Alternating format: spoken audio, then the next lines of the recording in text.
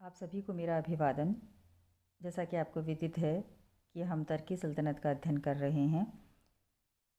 आज हम लोग मंगोल आक्रमण के विषय के अंदर अध्ययन करेंगे। देखिए, सबसे पहले तो ये जानना ज़रूरी है कि मंगोल कौन थे। मंगोल मध्य एशिया के रहने वाले थे और आशीर्वादी लाल श्रीवास्तव के अनुसार हालांकि मंगोल बौद्ध धर्म को मानने वाले थे, लेकिन ये अत्यंत क्रूर थे। मध्यकाल के युग के अंदर इनका उत्कर्ष होता है और इन्होंने मध्य एशिया के अनेक प्रदेशों पर अपना अधिकार कर लिया। मार्को पोलो ने अपनी यात्रा में कुबला खां के शानदार दरबार का वर्णन किया था। उनके जो नेता था तेमुजिन, जिसके इतिहास के अंदर चंगेज खान के नाम से प्रसिद्ध हुआ था, उसके समय के अंदर मंगोलों ने अपना है जो मध्य एशिया के रेगिस्तान में बसने वाली जो ये मंगोल जाति थी, उसको चंगेज खान ने संगठित करके चीन, तुर्किस्तान, इराक, मध्य एशिया और फारस को पदाक्रांत करके एक विशाल साम्राज्य की स्थापना की थी। हम देखते हैं कि इल्तुतमिश से लेकर तुगलक वंश तक मंगोलों ने अनेक बार भारत के अंदर आक्रमण किए थे। इन आक्रमणों के क्या कारण थे, क्या इनके इनके आक्रमणों को रोकने के लिए इन शासकों ने क्या क्या कदम उठाए थे और इन आक्रमणों के क्या प्रभाव भारत पे पड़े थे, इसका हम विस्तृत अध्ययन आज करेंगे।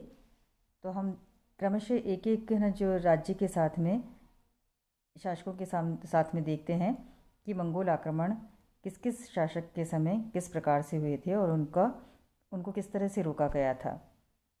सबसे पहले हम इल्तुतमिश के समय के अंदर देखते हैं कि 1221 में इल्तुतमिश के सामने मंगोल आक्रमण का एक काफ़ी जो गंभीर संकट खड़ा हो गया था।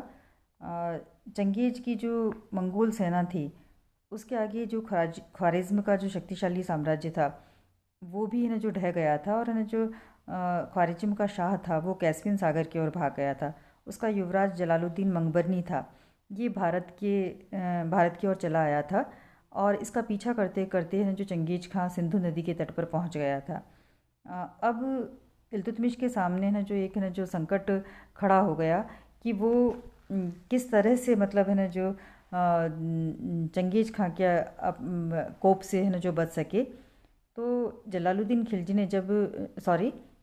मंगबरनी ने जब इल्तुतमिश से जो सहायता मांगी चंगेज खान के विरुद्ध, तो इल्तुतमिश ने जो कूटनीति से उसमें जलालुद्दीन को सहायता देने में अपनी असमर्थता प्रकट की और उसको पंजाब से चले जाने को कहा। इस प्रकार जो हम देखते हैं कि कुछ ही समय बाद में मंगबरनी था, वो भारत छोड़कर चले जाता है और चंगेज खां भी जो तटस्थ नीति का जो पालन कर रहा था इल्तुतमिश, तो इस वजह से वो भारत के ऊपर आक्रमण नहीं करता है। और इस तरह से इल्तुतमिश बहुत ही जो दूरदर्शिता से जो अपना नव स्थापित जो साम्राज्य था, उसकी रक्षा कर लेता है और भारत को चंगेज खां के बर्बर आक्रमण से बचा लेता है। दूसरा हम देखते हैं बलबन के समय, क्योंकि आपको जैसा कि पता है कि बलबन को मंगोल आक्रमण का शुरू से ही पता था, उसकी जो गंभीरता का, तो उसने आराम से ही मंगोल आक्रमणों से अपने साम्राज्य की सुरक्षा के लिए अनेक प्रबंध वो कर लिए थे। सबसे पहले तो उसने जो क्या था कि जो कई सारे नए दुर्ग बनाए थे और साथ साथ में जो पुराने जो दुर्ग थे, उनकी उसने जो मरम्मत कराई थी। 1231 ईस्वी के अंदर वो खुद जो लाहौर गया था और उसने लाहौर दुर्ग की मरम्मत कराई थी।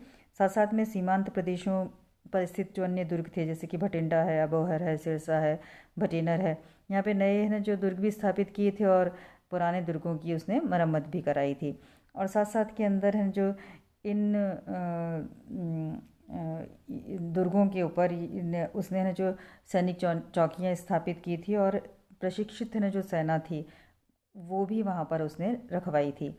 1270 ईस्वी के अंदर उसने सीमांत प्रदेश को 3 भागों के अंदर बांटा था, जिसमें लाहौर को अपने जो सबसे बड़ा पुत्र उसका मोहम्मद खां था, उसकी नियुक्ति की थी वहाँ पर, और उसके अधीन उसने मुल्तान और सिंध के प्रदेश भी कर दिए थे। इसी तरह से सुनाम और समाना के क्षेत्र में उसने ना जो अपने जो दूसरा पुत्र था बुगरा खां, उसको वहाँ पर है ना जो उसके नेतृत्व के अंदर उसकी सुरक्षा की जिम्मेदारी बुगरा खां को सौंपी थी। और जो शेष प्रदेश थे वो तातार खां नामक एक है जो उसका प्रमुख है ना जो एक सेनापति था, उसको अनुभवी सेनापति था, उसके वो प्रदेश उसको सौंपा गया था, उसकी सुरक्षा की जिम्मेदारी। इसके अलावा उसने एक ना जो विशाल प्रशिक्षित है ना जो सेना है वो तैयार की थी, जो सदैव है ना जो विदेशी आक्रमणकारियों की रक्षा के लिए तैयार रहती थी। यहाँ पर उसके समय हम देखते हैं कि काफ़ी सालों तक है ना जो मंगोलों ने जो उसके ऊपर आक्रमण नहीं किए थे, लेकिन 1289 के अंदर जब मंगोलों ने आक्रमण किया तो मोहम्मद खां और बुगरा खां ने उनको ने जो खदेड़ दिया था। लेकिन जब 1285 में तमर खां का आक्रमण हुआ तो वहाँ पर जो उसका मुकाबला करते हुए जो उसका बड़ा पुत्र था मोहम्मद खां, वो है जो वीरगति को प्राप्त होता है, लेकिन मंगोल है वो आगे नहीं बढ़ पाते हैं। तो इस तरह से बलबन ने ना जो मंगोल आक्रमणों को रोकने के लिए ना जो बहुत प्रयास किए थे, और इवन कि उसने ना जो मंगोल आक्रमणों को इतने गंभीरता से लिया था कि उसने ना जो साम्राज्य विस्तार की नीति को ही त्याग दिया था और मंगोल आक्रमणों से सुरक्षा को ने जो प्राथमिकता से लिया था। आगे हम देखते हैं जलालुद्दीन खिलजी के समय। जलालुद्दीन खिलजी के समय ना जो 1292 के अंदर जो हलाकू था उसका पोता उलुग खां या अलग खां है ना जो 1 लाख की सेना लेकर है जो सुनाम तक चला आया था, और सुल्तान भी है ना जो उसका मुकाबला करने के लिए आगे बढ़ गया था, और है ना जो दोनों के बीच में है ना जो काफ़ी संघर्ष हुआ। लेकिन अंत के अंदर है जो दोनों जलालुद्दीन खिलजी और मंगोलों के अंदर संधि हो जाती है, और उलुग खां था वो वापस लौट जाता है। लेकिन कई सारे जो मंगोल थे वो यहीं पे रुक जाते हैं, और वो इस्लाम धर्म को अपनाकर दिल्ली के पास में है ना जो एक नई बस्ती है वो बसाई जाती है, मंगोलपुरा या मुगलपुरा, जिसके अंदर है जो ये लोग हैं ना जो वहीं पे बस जाते हैं, और ये नव मुसलमान कहलाते थे। नव मुसलमानों ने जो आगे चलकर है ना जो एक तरह से हम देखते हैं कि जो दिल्ली के अंदर या राजधानी के अंदर जो आगे षड्यंत्र हुए थे उसके अंदर है जो इन्होंने जो काफ़ी भाग लिया था, और सल्तनत शासकों के लिए है जो परेशानियां खड़ी की थी। आगे हम चलते हैं और देखते हैं अलाउद्दीन खिलजी के समय। अलाउद्दीन खिलजी के समय 6 जो मंगोल आक्रमण हुए थे, जिसके अंदर 1297-98 के ईस्वी के अंदर दाऊद का आक्रमण हुआ है, और 1298-99 ईस्वी के अंदर सालदी खां का आक्रमण होता है। 1299 ईस्वी के अंदर ही कुतलुक ख्वाजा का आक्रमण होता है, और 1303 ईस्वी के अंदर तुर्गी का आक्रमण होता है। 305 ईस्वी के अंदर मंगोल अली बेग का है ना जो आक्रमण है वो होता है।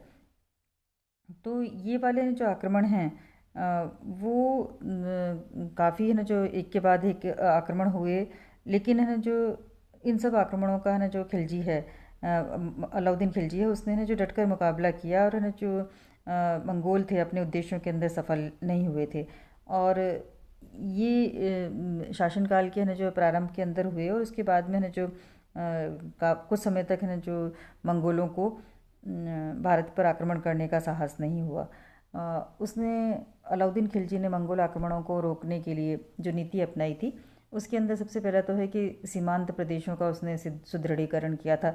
एक तरह से हम देखा जाए तो अलाउद्दीन खिलजी ने बलबन की नीति का ही अनुसरण किया था, और बलबन के समान ही है जो अलाउद्दीन खिलजी ने कुछ है ना जो नए दुर्गों का निर्माण कराया, तो बाकी है ना जो सारे जो पुराने किले थे उनकी मरम्मत करवाई थी, और सभी दुर्गों में अनुभवी सेनापति नियुक्त किए थे, और साथ साथ के अंदर है जो किलों के चारों ओर खाइयाँ खुदवाई, लकड़ी की दीवारें बनवाई, और हाथियों के दस्तों का है ना जो विशेष प्रबंध किया था। इसी तरह से उसने ना जो जैसा हम देखते हैं जब 1219 के अंदर कुतलुक ख्वाजा की मंगोल सेना दिल्ली के निकट पहुंच गई थी, तो सुल्तान ने सीरी के नए दुर्ग का निर्माण कराया, और दिल्ली के दुर्ग की पूरी है जो मरम्मत कराकर दिल्ली की सुरक्षा का प्रबंध किया था। इसी तरह से उसने एक विशाल है ना जो सेना का है ना जो की स्थापना की थी और वृद्धि की थी, जिसके अंदर युद्ध का सामान बनाने के लिए ना जो अनेक स्थानों पर कारखाने भी खोले थे और घोड़ों को दाग लगाने और सैनिक परीक्षण करने की प्रणाली प्रचलित की थी, जिससे की सेना के अंदर एक जो कुशलता आ गई थी और घुड़सवार सेना की गतिशीलता भी बढ़ाई थी। उसके बाद में हम देखते हैं कि विपक्षी है ना जो पक्ष की गतिविधियों के ऊपर नज़र रखने के लिए उसने गुप्तचर व्यवस्था को सुदृढ़ किया था, जिससे उसको अपने ना जो दुश्मनों के बारे में अच्छे से जानकारी मिल जाती थी। सीमांत प्रांत के अंदर प्रांतों की प्रदेशों की सुरक्षा के लिए उसने यातायात के साधनों में भी वृद्धि की थी। तो इस तरह से अलाउद्दीन खिलजी ने एक न जो एक कह सकते हैं कि मंगोलों के आक्रमणों को रोकने के लिए एक बहुत ही सुदृढ़ नीति अपनाई थी। इसके बाद में हम देखते हैं मोहम्मद तुगलक के समय मंगोल आक्रमण। यहाँ पे हम देखते हैं कि जब राजधानी परिवर्तन की योजना बनाते समय जब मोहम्मद तुगलक था, वो दिल्ली से अपनी राजधानी को देवगिरी, जिसका कि नाम उसने बदलकर दौलताबाद रख दिया था, तो वहाँ पर रखने की उस दौरान दिल्ली सल्तनत के अंदर अव्यवस्था फैल गई थी और इसका लाभ उठाकर तरमा शिरीन नामक है जो मंगोल सरदार था, उसने सीमांत प्रदेशों पर आक्रमण कर दिया था और मुल्तान और लाहौर होता हुआ दिल्ली के निकट आ गया था। तो यहाँ पर हम देखते हैं कि शायद है ना जो मोहम्मद तुगलक के समय ऐसा प्रतीत होता है कि उसने सीमांत प्रदेशों की सुव्यवस्था को बनाए रखने के लिए ना जो समुचित ध्यान नहीं दिया था। ये माना जाता है कि सुल्तान ने मंगोल सरदार को ना जो रिश्वत देकर लौट जाने को राजी किया था। तो उस समय जो मंगोल जो नेता मंगोल जो आक्रमणकारी थे वो लौट जाते हैं और इसके बाद में भारत पर मंगोलों का आक्रमण नहीं हुआ था। इसका प्रमुख कारण तो ये था कि न जो कुछ समय बाद में मंगोलों ने भी इस्लाम धर्म है वो ग्रहण कर लिया था और जैसे कि हम देखते हैं कि उनके जो आगे के आक्रमणकारी थे, जैसे 1398 ईस्वी के अंदर तैमूर लंग है ना जो आता है आक्रमण होता है, तो तैमूर लंग है ना जो मुस्लिम बन जाता है, यानी कि वो मुस्लिम आक्रमण कहलाता है। तो अब उनको है जो मुग़ल कहा जाने लग गया था। अब हम यहाँ पे देखते हैं कि मंगोलों की सफलता के कारण क्या थे। देखिए, मध्य एशिया और जो युद्धों में ये लोग मंगोलों का अधिकांश समय है वो मध्य एशिया के युद्धों में ही व्यतीत होता था, तो इस तरह से उनको भारत पर आक्रमण करने का एक तरह से समय ही नहीं मिला था। दूसरा हम कह सकते हैं कि सामान्य तौर पर मंगोलों में पारस्परिक जो प्रतिद्वंद्विता बनी रहती थी और भारत पर आक्रमण उसी समय होता था जब एक मंगोल सरदार अपना वर्चस्व स्थापित करने में सफल होता था। तो ये चीज़ इनकी है जो पारस्परिक संघर्ष है वो चलता रहता था। एक और चीज़ थी कि जब भी मंगोल सेना है ना जो चलती थी, तो अपने साथ साथ में वो है ना जो स्त्री पुरुष वृद्ध बच्चे और कई तरह के ना जो एक लंबा चौड़ा उनका जो बाज़ार है वो उनके साथ साथ में चलता था। तो उससे क्या होता था कि ना जो उनकी जो सैनिक योग्यता है वो कम हो जाती थी। इसके बाद में हम देखते हैं कि समय बीतने के साथ साथ में है ना जो मंगोलों के अंदर उनके जो पूर्वज थे उनके समान है जो न तो धैर्य बचा था, न ही है ना जो सहन शक्ति रह गई थी। तो उनकी शक्ति है वो दुर्बल होती जा रही थी। एक जो प्रमुख कारण और माना जाता है वो कि 1306 ईस्वी के अंदर जो इनका एक कह सकते हैं कि अंतिम है ना जो योग्य इनका नेता था दाऊद, उसकी मृत्यु हो जाती है और उसके बाद में है ना जो कोई योग्य सेनापति उनके अंदर नहीं रहता है। तो भारत के अंदर फिर मंगोल आक्रमण की जो संभावनाएं हैं वो धीरे धीरे समाप्त होती चली जाती हैं। मंगोल आक्रमणों का प्रभाव को भी हम देखते हैं कि जब मंगोलों का ये आक्रमण हुआ है तो उसका प्रभाव ने जो भारत पर क्या हुआ इसके ऊपर हम जब नज़र डालते हैं तो देखते हैं कि